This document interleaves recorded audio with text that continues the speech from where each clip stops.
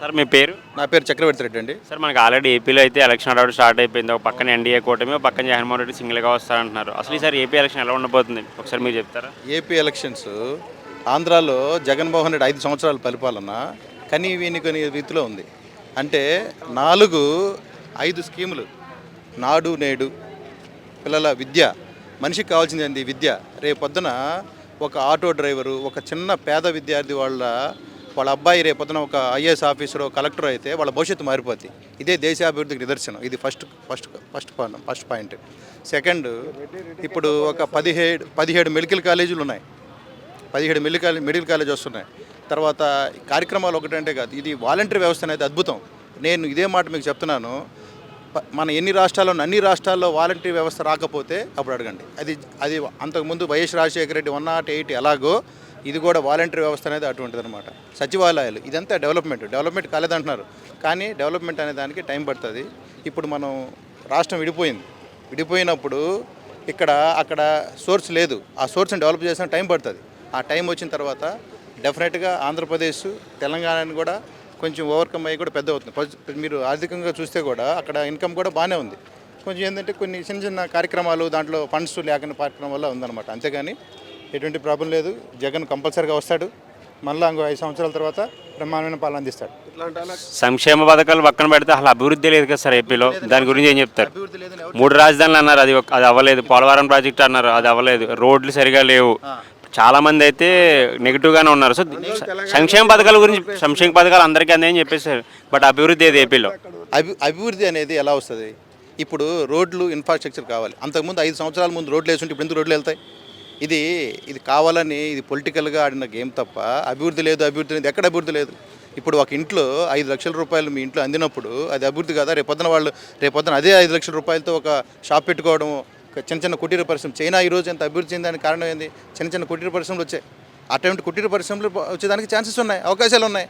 మీరు అభివృద్ధి లేదని చెప్పి ఇదంతా పొలిటికల్ జిమ్మికు, కుర్చీల కోసం కొట్లాట తప్ప ప్రజలకు చేసే ఉద్దేశం ఎటువంటి వాళ్ళకి ఎవరికి లేదు. ఇదంతా పొలిటికల్ జిమ్మిక్స్ మాత్రమే నేను ప్రధానిస్తాను. యువతకి జాబ్ అవకాశాలు కూడా చాలా తక్కువే ఉన్నాయి కదా సార్. ఈ 2 సంవత్సరాలు కరోనా తీసినా 3 సంవత్సరాలు అయితే పెద్ద జాబ్స్ లేవని చెప్పేసి యువత కూడా వాపోతున్నారు. సో మీరేం చెప్తారు? ఆ ఇన్ఫ్రాస్ట్రక్చర్ డెవలప్మెంట్ కోసమే ఇప్పుడు విశాఖపట్నాన్ని అభివృద్ధి చేసేదానికి చూస్తున్నారు. కొత్తగా కొన్ని కంపెనీలు వస్తున్నాయి. ఇప్పుడు ఇక మైక్రోసాఫ్ట్ కంపెనీలు కొన్ని కంపెనీలు వచ్చాయి. ఆ కంపెనీలు వచ్చినప్పుడు పోర్ట్లు 4 పోర్ట్లు ఆల్రెడీ ఉన్నాయి. ఈ పోర్ట్ల వల్ల ఎంతమందికి ఉపాధి అవకాశాలు దొరుకుతాయి అనేది టైం పడుతుంది. ఇది ఇమీడియట్గా ఇన్స్టెంట్గా మనం 1940 10-20 సంవత్సరాల కింద ఇప్పుడు హైదరాబాద్ తేడా చెప్పారా? ఇన్ఫ్రాస్ట్రక్చర్ వచ్చినప్పుడు ఆటోమేటిక్గా డెవలప్మెంట్ వస్తుంది, కానీ టైం పడుతుంది. ఉద్యోగం రాలేదంటే ఇప్పుడు ఉద్యోగాలు వాళ్ళకి ఆల్రెడీ కొందరికి అవకాశం కల్పించాడు, ఇంకా అవకాశాలు కూడా వస్తాయి. Over the period of time కొత్త కంపెనీలు అదాని కొత్తగా వస్తున్నాయి అన్నమాట. ఇవన్నీ వచ్చినప్పుడు డెవలప్మెంట్ గ్యారెంటీగా వస్తుంది. అలాగే పిఠాపురం నుంచి పవన్ కళ్యాణ్ గారు పోటీ చేస్తున్నారు సార్, ఎంతవరకు మెజార్టీ రావచ్చు? పిఠాపురంలో పవన్ కళ్యాణ్కి టఫ్ ఫైట్. నేను ఓడిపోతానని చెప్పను, కానీ ఎవరు వంగా గీత గారు అది ఎవరు చెప్పారు? ఇదంతా అది అన్నీ ఒట్టి మాటలు, కానీ ఇవన్నీ జరిగే మాటలు కాదు. ఇది టఫ్ ఫైట్ అయితే ఉంటుంది. ఇవన్నీ మీరు మాట్లాడేటప్పుడు ఏమైందంటే మీరు మాట్లాడే మాటలు ఒకరికి సపోర్ట్ చేస్తున్నట్టుగా ఉన్నాయి. సరేనా? Okay, right, thanks. ఒకరికి సపోర్ట్గా కదా సార్? మీరు అడగడం క్వశ్చన్ కూడా తప్పు కదా? లేదు, ఆమె నామినేషన్ వెనక్కి తీసుకున్నారని అన్నారు. ఏం లేదు అండి. మీరు జరిగిందా లేదా జరగలేదా? రాజకీయ ఒత్తిడి మిమ్మల్ని అడుగు మాట్లాడకూడదు కదా. మీరు ఒక విలేకరి అడిగే ప్రశ్న కాదు కదా అది. ఆమె వెనక ఎందుకు తీసుకుంటుంది? ఎందుకు లేదు? ఇదంతా పొలిటికల్ జిమ్మిక్స్ బాబు. ఏదో మాట్లాడతారు, అన్ని మాట్లాడితే కాదు కదా. ఎన్ని సీట్స్ రావచ్చు సార్ వైసీపీకి 110 నుంచి 120 సీట్లు రావచ్చు గ్యారంటీ. అలాగే మన జగన్మోహన్ రెడ్డి గారి మీద గులకరాయితో దాడి జరిగింది కదా సార్, అది అధికార పార్టీ వాళ్ళని ప్రతిపక్ష వాళ్ళు చేశారని చెప్పేసి అంటున్నారు. ఇది కొడుకత్తి డ్రామాలా అని చెప్పేసి ఇప్పుడు ప్రతిపక్ష పార్టీలు అన్నారు సార్. దీని గురించి ఏం చెప్తారు? ఇదంతా పొలిటికల్గా ఆడిన గేమ్స్. ఎవరో పోయినప్పుడు ముక్కుమ్మడిగా చేసి ఉండొచ్చు. రాయి అనేది ఇప్పుడు నాకు నచ్చాలని లేదు కదా, నేను నీకు నచ్చాలని లేదు కదా. నువ్వు నా ఏదో కోపం మీదో, ఏదో ఆవేశం మీద ఏదో రాయేసి ఉండొచ్చు తరుగుతుంది. దీన్ని పొలిటికల్గా దాన్ని ఆడుతున్నారు కానీ గేమ్ అని నేను అనుకుంటున్నాను. మీరైతే మళ్ళీ జగన్ వస్తారని చెప్పేసి అంటున్నారు. సమస్య లేదు, తిరుగులేదు. చెప్పండి సార్. పిఠాపురంలో పవన్ కళ్యాణ్ అఫిడవిట్ తప్పించాడు.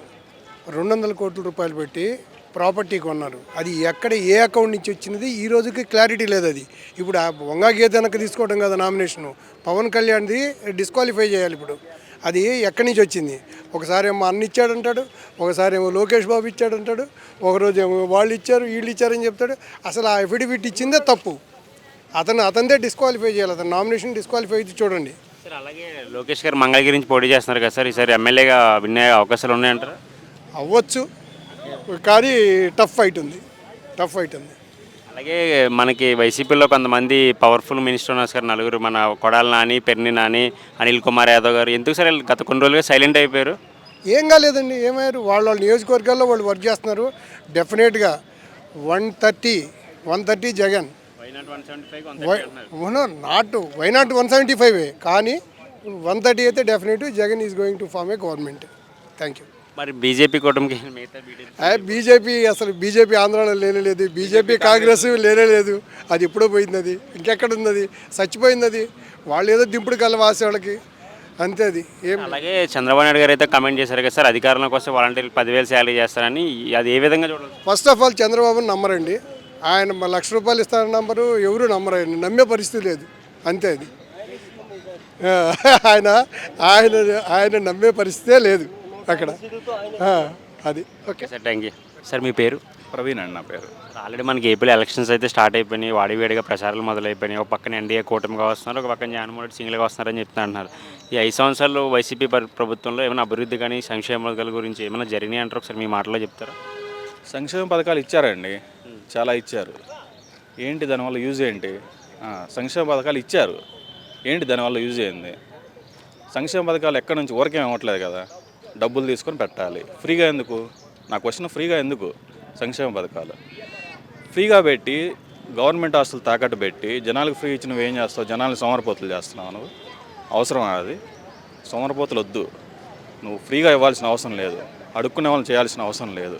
జగన్మోహన్ రెడ్డి అయినా, చంద్రబాబు నాయుడు అయినా, ఇంకో ఎక్స్ అయినా సరే, ఎవరైనా సరే దేశాన్ని, రాష్ట్రాన్ని మంచిగా చూసుకునే వాళ్ళు కావాలి. పాలిటిక్స్ అనేది సేవ చేయాలి కానీ ఇట్లా డబ్బులు ఇచ్చేసి ఏదో చేద్దామని చెప్పంటే కుదరదు అనమాట. ఫ్రీ వద్దు అసలు. ఎందుకు ఫ్రీ? ఎందుకు? మనం ఏమన్నా పిచ్చగాలం అడుక్కునే వాళ్ళం ఫ్రీగా ఇవ్వడానికి? ఫ్రీ వద్దు అసలు. తీసేయండి, ఫ్రీ తీసేయండి, అన్నీ తీసేయండి. విద్య, వైద్యం, ఆరోగ్యం ఇవి ఫ్రీగా ఇవ్వండి చాలు. లేని వాళ్ళు ఉంటారు కదా, అందరు కట్టుకోలేరు కదా, హాస్పిటల్స్కి వెళ్ళలేరు కదా, వాళ్ళకి ఫ్రీగా చేయండి చాలు, అంతే. సార్ 3 రాజధానుల్లో ఎందుకు మాట తప్పారంటారు సార్? అది వేస్ట్ అండి. ఇప్పుడు అమరావతి తీసుకొచ్చి పెట్టారు, అక్కడ పెట్టిన తర్వాత మోడీ గారే వచ్చారు, ప్రధానమంత్రి గారు, అక్కడ శంకుస్థాపన చేశారు, భూమి పూజ చేసిన తర్వాత మళ్ళీ 3 రాజధానులు. ఇప్పుడు చంద్రబాబు నాయుడు గారు ఉన్నప్పుడు పోలవరం కానీ, రాజధాని కానీ ఆయన బస్సులో పడుకొని అన్ని కట్టాడండి. సెక్రటరేట్ కట్టాడా? కట్టాడు. దానిలో పోయి కూర్చున్నాక ఈరోజు జగన్మోహన్ రెడ్డి సెక్రటరేట్కి వస్తున్నాడు. అసలు ఎందుకు రావట్లేదు? చంద్రబాబు నాయుడు కట్టాడని చెప్పని రావట్లేదు. అధికారంలో రాగానే వాళ్ళు కట్టివేతలు అది కూల్చేశారు కదా సార్, దాన్ని ఎలా? అదే కరకట్ట మీద కూల్చేశారు. ఎందుకు కూల్చేశారు? కోపంతోనే కదా. ఎందుకు కోపం? కూల్చేశారు, అదేం ఊరకుండదు కదా. అది 50 కోట్లు 100 కోట్లు ఉంటుంది. ఎందుకు కూలుస్తావు? 50 కోట్లు నష్టం చేసినట్టే కదా జగన్మోహన్ రెడ్డి, నష్టం చేసినట్టే కదా. ఆ 50 కోట్లతో ప్రజలకు సేవ చేయి నువ్వు. దాన్ని కూల్చే బదులు ఆ కొలవటానికి ఆ బుల్డోజర్ కావాలి కదా. ఊరికే రాదు కదా బుల్డోజర్. 1000 రూపాయలు 2000 ఖర్చు పెట్టి ఉంటావు కదా బుల్డోజర్కి. అయ్యానికి ఎవరికైనా లేని వాళ్ళకి ఫ్రీగా అన్న ఇస్తే కనీసం 2 పూటలు అన్నం అన్నది తింటారు. పగలో ప్రతీకారాలు మాని రాష్ట్రం ఎట్లా అభివృద్ధి చేయాలో రాజకీయ నాయకులు ఆలోచిస్తే బాగుంటుంది. అలాగే ఎన్డీఏ కూటమికి ఎన్ని సీట్లు రావచ్చు సార్ ఈసారి? అది నాకు ఐడియా లేదండి. ఎన్డీఏ వాళ్ళు మంచి చేస్తుంటే 300 అంటే మ్యాజిక్ ఫిగర్ అయితే దాడతారండి. మనకి 175 కదా సార్, 170కి ఏం రావచ్చు ఏపీలోనా? ఏపీలో నేను అనుకోవటం అయితే 110 పైన వస్తాయండి, కూటమికి వస్తాయి. అలాగే పిఠాపురం నుంచి పవన్ కళ్యాణ్ గారు పోటీ చేస్తున్నారు సార్, గెలుస్తారు. వస్తాయండి, 50+ వస్తుంది అనుకుంటున్నాను నేనైతే. పవన్ కళ్యాణ్ గారు గెలుస్తారు. ఎందుకంటే యూత్లో ఫాలోయింగ్ ఉంది పవన్ కళ్యాణ్ గారికి. ముందు ఏదో చేయాలన్న తపనుంది పవన్ కళ్యాణ్ గారికి. ఇంతవరకు గెలవలేదు ఎమ్మెల్యేగా, కానీ తపన కనిపిస్తుంది పవన్ కళ్యాణ్ గారు. గత ఎలక్షన్స్లో చూసుకుంటే లోకేష్ గారు అయితే చాలా మార్పు చెందారు, చాలా యాక్టివ్గా మాట్లాడుతున్నారు, సబ్జెక్ట్ మాట్లాడుతున్నారు సార్. ఈసారి మంగళగిరి నుంచి పోటీ చేస్తున్నారు, ఆయన విజయ అవకాశాలు ఎలా ఉన్నాయి? గెలుస్తారు. కూటమే గెలుస్తుంది అన్నాను కదా. కూటమే గెలుస్తుందంటే ఆ వేవ్లో లోకేష్ గారు కూడా గెలుస్తారు. ఎందుకంటే ఇప్పుడు అతను భయపడే వ్యక్తి అయితే ఒకసారి అక్కడ ఓడిపోగానే మంగళగిరి నుంచి వెళ్ళిపోతారు. అతను వెళ్ళిపోకుండా నేను ఇక్కడే గెలిచి చూపిస్తానని చెప్తున్నారు లోకేష్ గారు. ప్రజలు కూడా అబ్జర్వ్ చేస్తూ ఉంటారు. అంటే నేను చెప్పడం కాదు, ప్రజలు కూడా చూస్తుంటారు కదా లోకేష్ గారి గురించి ఏం చెప్తున్నారు ఏంటి అనేది. సో గెలుస్తారు, 50,000 పైన గెలుస్తారు లోకేష్ గారు. అలాగే కొన్ని రోజుల క్రితం జగన్మోహన్ రెడ్డి గారి మీద అయితే దాడి జరిగింది గులకరాయితో. అది సేమ్ లాస్ట్ టైం లాగా కోడికత్తి డ్రామా లాగా ఎలక్షన్ ముందు ఇది ఒక సింపతి స్టంట్ అని చెప్పేసి ప్రజలు అంటున్నారు, అలాగే ప్రతిపక్ష పార్టీలు కూడా అంటున్నారు. దీన్ని ఎలా చూడాలి? అది నేను చూడలేదు కాబట్టి నేనేం మాట్లాడలేనండి. అంటే డైరెక్ట్గా తెలియదు కదా, మనం స్పాట్లో లేము, చూడకుండా మనం ఏదో చెప్పడానికి లేదు. అది ఎవరైనా సరే, జగన్ గారైనా చంద్రబాబు నాయుడు గారైనా ఇంకెవరైనా సరే, నేనైతే చూడకుండా మాట్లాడను. నా కళ్ళతో నేను చూసింది ఏదైనా ఉంటే చెప్తానండి. అలాగే నేను మేనిఫెస్టో రిలీజ్ చేసేసారు జగన్మోహన్ రెడ్డి గారు, ఏమన్నా మార్పులు చేర్పులు పెద్దగా కనిపించాయి మీకు? ఇంకా నేను చూడలేదండి మేనిఫెస్టో, యాక్చువల్గా తెలియదు, ఐడియా లేదు నాకు మేనిఫెస్టో. కానీ ఏం రిలీజ్ చేసినా అండి, ఇప్పుడు అన్నీ సర్వనాశనం చేశారు. ఏపీ మొత్తం సర్వనాశనం అయింది.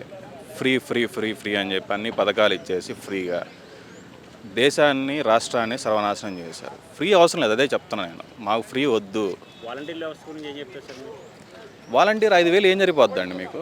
వాలంటీర్కి 5,000 ఇస్తున్నారు, ఏదో పెట్టారు వాలంటీర్ని. అలా సరిపోయిద్దా? అసలు వాలంటీర్ని కనుక్కున్నారా మీరు వెళ్ళి? మాకు 5,000 సరిపోతాయా అని చెప్పని. ఎందుకు వాలంటీర్ ఇల్లు తిరగాలి వాళ్ళకి, ఎండనగా పగలనగా? దాని బదులు ఎంప్లాయ్మెంట్ క్రియేట్ చేయండి వాలంటీర్స్కి.